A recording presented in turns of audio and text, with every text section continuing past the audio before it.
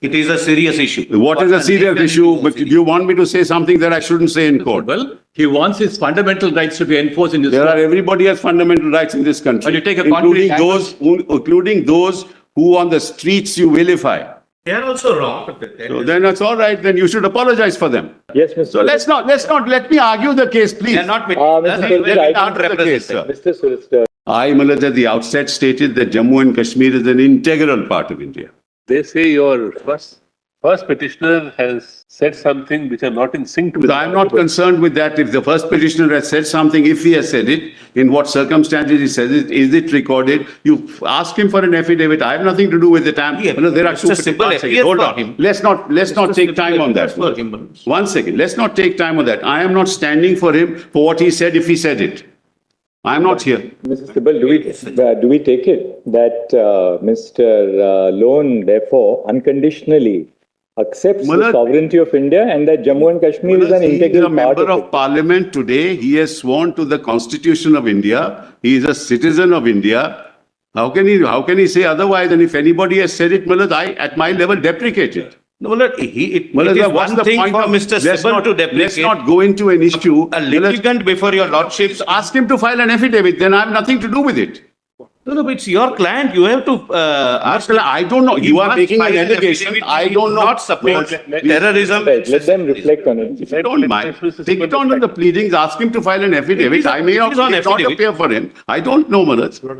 What have I have not to answer what an allegation that is made. Because, Mr. Sibal, when he invokes the jurisdiction of our court under Article 32 of the Constitution, he therefore necessarily abides by and owes allegiance to the Constitution. And he's a member of the Lok Sabha. He is sworn does to the that matter? Constitution of India.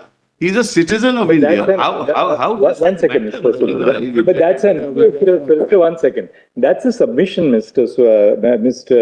Sibal. But we want to have it from him that he unconditionally accepts that Jammu and Kashmir is an integral part of India, and that he abides by and owes allegiance to the Constitution. Of course. And does not He has sworn to it when he terrorism and became a member of the Lok Sabha. Manoj. He swore to it. Mr. Sibal, because then when you argue and you accept, as far as sovereignty is concerned, you accept the sovereignty of Of course. number one, the people of India. Number two, that JNK is integral part of India.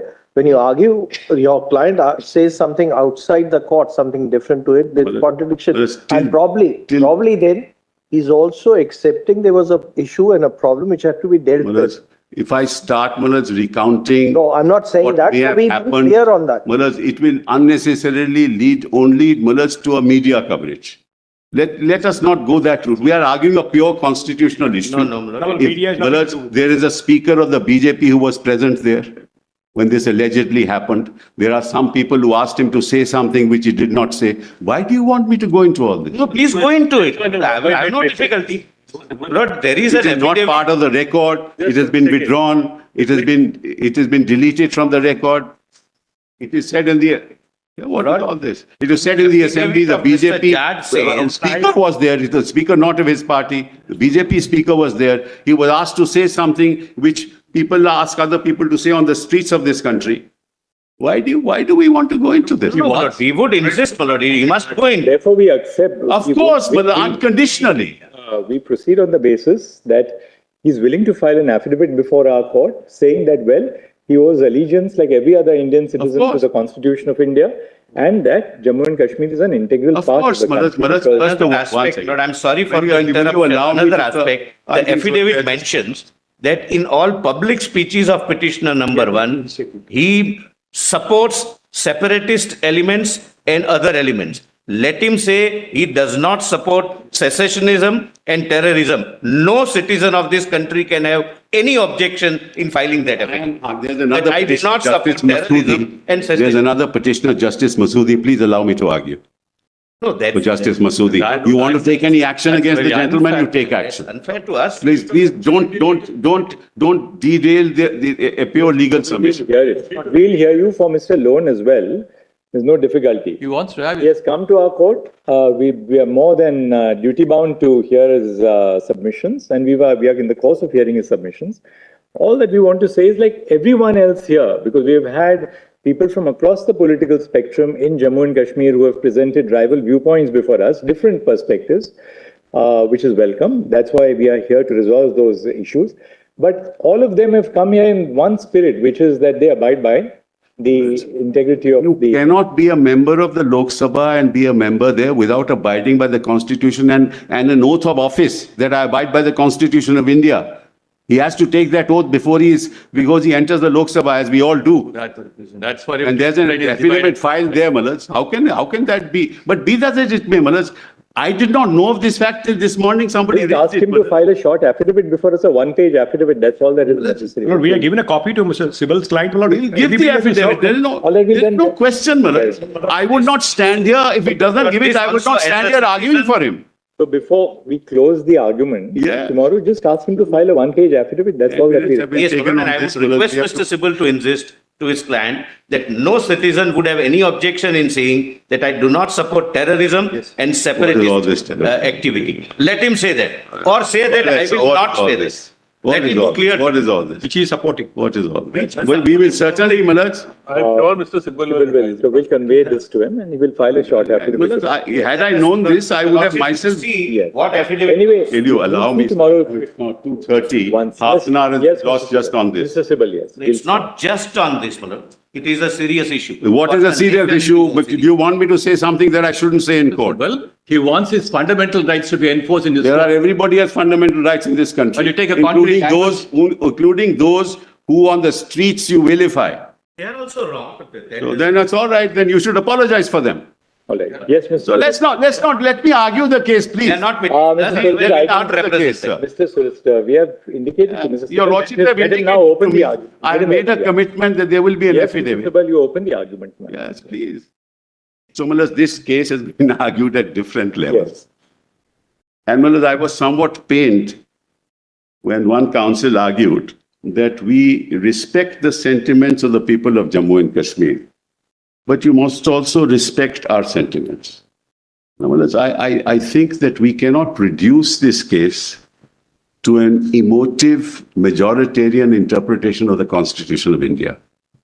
Whereas all residents in Jammu and Kashmir are citizens of India. They are as a part of India as anybody else. If historically there is an article of the Constitution that gives them certain rights, Mullahs, they are entitled to defend that as a matter of law. Yes. That those rights may be taken away, may not be taken away, constitutionally or without reference to the Constitution is another matter. But to say that you must respect our sentiments as if they are somebody else itself is creating a kind of chasm that shouldn't be created, especially in court. That's number one. Number two, Malats, and I adopt Mr. Salve's argument, that we are concerned with the interpretation of 370. Read the text, understand the context, and interpret 370. I entirely agree with that. And that's exactly what I'm going to do before your lordships. Number three, Malats, if you look at the history of India in that context, Malats, you will find that Jammu and Kashmir had no links with the rest of India, geographically. No links. No part of the territory of Jammu and Kashmir was linked to the rest of India. And the two principles on the basis of which accession had to take place was contiguity. You have to be contiguous. That's how Mallas, states like Junagadh, Hyderabad, many other states which are internally, which were within India, could never accede to Pakistan because that principle could not be established. So you had to have contiguity, and you had to have population. These were the two principles. And the decision, the third, was to be taken by the ruler. These were the three principles on the basis of which accession took place. Factually, Mullas, Jammu Kashmir was not contiguous to India. How do you say that, Mr. Because, Mullas, it is Radcliffe, when he came and he made the award, he gave Gurdaspur to India. That's how we got contiguity. That's part of the Radcliffe Award. Of course, Radcliffe, when he came, knew nothing about India. So you might appreciate, Mullas, what were the forces behind it. And Firozpur was a district connected to Gurdaspur, which had a Muslim majority population. Firozpur was also given to India. That established contiguity. That one historical fact, Mullahs, your lordships may note. And it's part of the records, Mullahs, of the case. The second grave issue that was confronting India at that point in time was Greater Punjab was Muslim dominated, not the bifurcated Punjab. The majority population was Muslim. If you gave Greater Punjab, or what was Punjab at that time, to Pakistan, their boundary would reach. And if India got all of Punjab, our boundary would reach Lahore. Neither Pakistan would accept it, nor India would accept it. These are historical, this is a historical background in the context of which the fate of Jammu and Kashmir was to be decided. Note another fact. Jammu and Kashmir had a constitution, a detailed constitution of 1939, which had an administrative structure like any other democratic structure, except that the Praja Sabha was dominated by Dogras. In fact, all the nominees in the Praja Sabha were Dogras. Sheikh Abdullah, who had an egalitarian outlook, was dead against the ruler and therefore was imprisoned. There was a popular movement in Kashmir against Hari Singh.